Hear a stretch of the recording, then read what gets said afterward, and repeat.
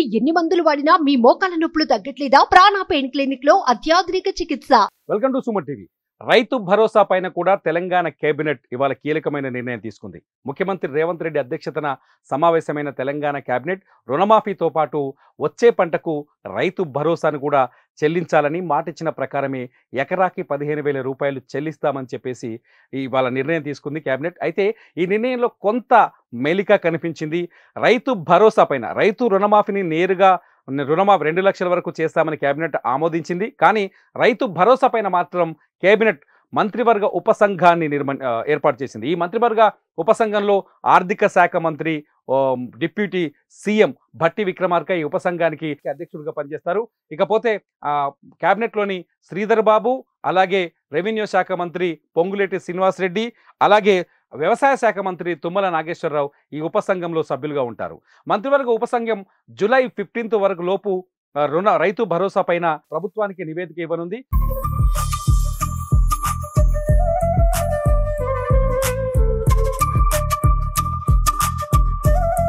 ఈ రైతు భరోసాని ఏ విధంగా చేయాలి, ఏ రైతులకి రైతు భరోసా అందించాలి, ఏ రైతులకి రైతు భరోసా అందించాల్సిన అవసరం లేదు అనే విషయాలపైన ఉపసంఘం సుదీర్ఘంగా చర్చిస్తుంది. అంతేకాదు వివిధ వర్గాలు, నాయకులు, రైతు సంఘాలు, అలాగే అనేక మంది మేధావులతో ఈ మంత్రివర్గ ఉపసంఘం భేటీ అవుతుంది. వాళ్ళ అభిప్రాయాలను తీసుకుంటుంది. ఎవరైతే ఎక్కువ పాజిటివ్ పాయింట్స్ చెప్తారో, వివిధ వర్గాల అభిప్రాయాలు తెలుసుకున్న తర్వాత వాళ్ళు ఇచ్చిన సలహాలు సూచనల మేరకు ఒక నివేదికను తయారు చేస్తుంది మంత్రివర్గ ఉపసంఘం. ఆర్థిక మంత్రి, ఉప ముఖ్యమంత్రి అయిన భట్టి విక్రమార్క నేతృత్వంలోని మంత్రివర్గ ఉపసంఘం ఒక నివేదికను తయారు చేసి జూలై 15వ తేదీన ప్రభుత్వానికి అందిస్తుంది. ఆ తర్వాత జరగబోతున్న అదే సమయంలో తెలంగాణలో బడ్జెట్ సమావేశాలు జరగనున్నాయి. ఈ బడ్జెట్ సమావేశాల్లోనే మంత్రివర్గ ఉపసంఘం అందించిన నివేదిక పైన చర్చ జరిగే అవకాశం ఉంది. ఆ చర్చ తర్వాత ప్రభుత్వం రైతు భరోసా పైన నిర్ణయాన్ని ప్రకటించే వీలుంది. ఈ విషయాలన్నింటినీ స్పష్టంగా ముఖ్యమంత్రి రేవంత్ రెడ్డి ఇవాళ కేబినెట్ భేటీ సమావేశం తర్వాత చాలా స్పష్టంగా ప్రకటించారు.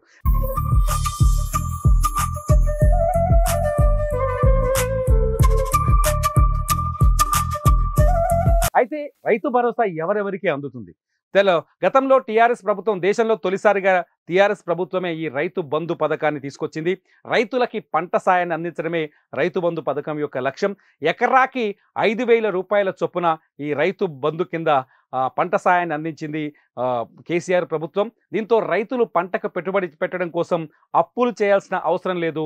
ఎకరాకి 5,000 రూపాయలు ఇవ్వడం వల్ల ఎరువులు కొనుక్కోవచ్చు అనే ఉద్దేశంతో ఈ పథకాన్ని అప్పట్లో కేసీఆర్ ప్రభుత్వం తీసుకొచ్చింది. ఆ తర్వాత కేసీఆర్ ప్రభుత్వం తీసుకొచ్చిన ఈ నిర్ణయాన్ని కేంద్ర ప్రభుత్వం కూడా అమల్లోకి తీసుకొచ్చింది. చిన్న సన్నకారు రైతులకు 2,000 రూపాయల వరకు పంటకి ఆర్థిక సాయం అందిస్తూ వస్తుంది. ప్రస్తుతం ఈ ప్రక్రియ కొనసాగుతుంది. అయితే రైతు భరోసానే ఇప్పుడు రేవంత్ రెడ్డి సర్కార్ కావచ్చు, కాంగ్రెస్ ప్రభుత్వం రైతు భరోసా కింద రైతులకు అందించాలని నిర్ణయం తీసుకుంది. మొన్న ఏదైతే ఎన్నికలకు ముందు వాళ్ళ మేనిఫెస్టోలో పెట్టిన 6 సూత్రాల్లో, 6 వాగ్దానాల్లో ఈ రైతు భరోసా కూడా కీలకమైన వాగ్దానంగా నిలిచింది. ఎకరాకి 10,000 కాకుండా 15,000 రూపాయల చొప్పున రైతు భరోసాను అందిస్తామని చెప్పింది. అంతేకాదు కౌలు రైతులకు కూడా రైతు భరోసాని అందిస్తామని హామీ ఇచ్చింది. అంతేకాదు రైతు కూలీలకు కూడా ఆర్థిక సాయం అందిస్తామని చెప్పేసి గతంలో కాంగ్రెస్ తమ పార్టీ ఎన్నికల మేనిఫెస్టోలో ప్రకటించింది. అయితే మేనిఫెస్టోలో చెప్పిన ప్రకారం, మేనిఫెస్టోలో పెట్టిన విధానాల ప్రకారం రైతు భరోసా పథకాన్ని తీర్చిదిద్దేందుకే ఇప్పుడు మంత్రివర్గ ఉపసంఘాన్ని ఏర్పాటు చేస్తున్నామని రేవంత్ రెడ్డి ప్రకటించారు.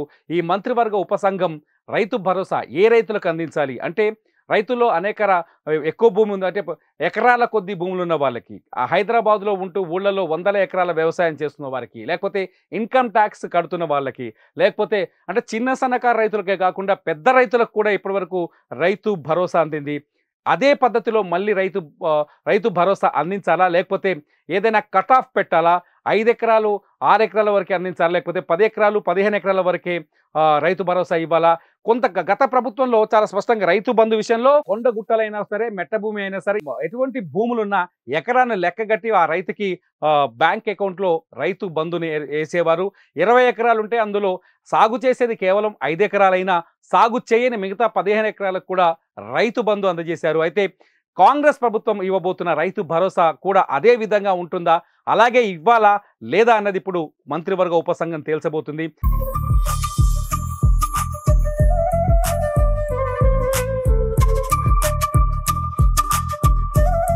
ఎన్ని ఎకరాల వరకు రైతు భరోసా ఇస్తారు, ఇచ్చే రైతుకి ఎలా అందిస్తారు రైతు భరోసాని, బ్యాంకులో వేస్తారా లేకపోతే ఏ విధంగా అందిస్తారు, అంతేకాకుండా ఎవరెవరికి అంటే చిన్న సన్నకారు రైతులకే రైతు భరోసా అందిస్తారా లేకపోతే పెద్ద రైతులకు కూడా రైతు భరోసాని అందిస్తారా అన్నది ఇప్పుడు ప్రశ్నగా మారింది. మంత్రివర్గ ఉపసంఘం నివేదిక అందించిన తర్వాత కానీ రైతులకు రైతు భరోసా అందే పరిస్థితి కనిపించట్లేదు. వచ్చే పంటకు మాత్రం ఖచ్చితంగా మంత్రివర్గ ఉపసంఘం చేసే సూచనలు సలహాల ఆధారంగానే రైతు భరోసా పథకాన్ని రూపొందించి ఆ తర్వాత పంట సాయాన్ని అందించే అవకాశం కల్పిస్తుంది. చూద్దాం జూలై 15వ తేదీ వరకు లోపు మంత్రివర్గ ఉపసంఘం తయారు చేయబోయే నివేదిక ఏంటి, ఎవరెవరితో సమావేశం జరుగుతుంది, ప్రభుత్వం ఎటువంటి నిర్ణయం తీసుకోబోతుంది అనేది మాత్రం ప్రస్తుతానికి మనకు సస్పెన్స్ అనే చెప్పాలి. మొత్తంగా రేవంత్ రెడ్డి సర్కార్ ఇవాళ క్యాబినెట్లో 2 కీలకమైన నిర్ణయాలు తీసుకున్నాయి. ఒకటి రైతు రుణమాఫీ 2 లక్షల వరకు ఏకకాల రుణమాఫీ, రెండోది వచ్చేసి రైతు భరోసా పైన ఉపసంఘం ఏర్పాటు. మొత్తంగా చాలా స్పష్టంగా మరికొన్ని విషయాన్ని కూడా తెలియజేశారు రేవంత్ రెడ్డి. ఇక్కడ నుంచి ప్రభుత్వం తరఫున మాట్లాడడానికి కేవలం 2 మంత్రులనే నియమిస్తున్నామని, ఆ 2 మంత్రులు ప్రకటించిందే ప్రభుత్వ పరిపాలన విషయాలు ప్రకటించినవే ఫైనల్ అని, మీడియాలో వచ్చే అనేక మంత్రులు కానీ వారి శాఖల విషయంలో కానీ వాళ్ళు చేసే ప్రకటనల పట్ల కొంత కన్ఫ్యూజన్ నడుస్తుందని మీడియాలో, దీనికోసం కేవలం శ్రీధర్ బాబు అలాగే పొంగులేటి శ్రీనివాసరెడ్డి ఇద్దరు చెప్పిందే అధికారిక ప్రకటన అవుతుందని, మిగతా మంత్రులు ఎవరైనా ఉంటే వాళ్ళ శాఖలకు సంబంధించిన విషయాలు ప్రకటిస్తే దాన్ని అధికారికంగా ధృవీకరించవచ్చని కొత్తగా మీడియా సమాచారం విషయంలో కూడా ఒక నిర్ణయం తీసుకున్నారు. చూద్దాం మొత్తంగా రేవంత్ రెడ్డి సర్కార్ మాత్రం ఇవాళ కీలకమైన 3 నిర్ణయాలు తీసుకుంది. ఒకటి రైతు రుణమాఫీ, రెండోది వచ్చేసి రైతు భరోసా, మూడోది వచ్చేసి మీడియాతో ఎలా వ్యవహరించాలన్నది. చూద్దాం జూలై 15వ తేదీన మంత్రివర్గ ఉపసంఘం ఎటువంటి నివేదిక ఇవ్వబోతుందో.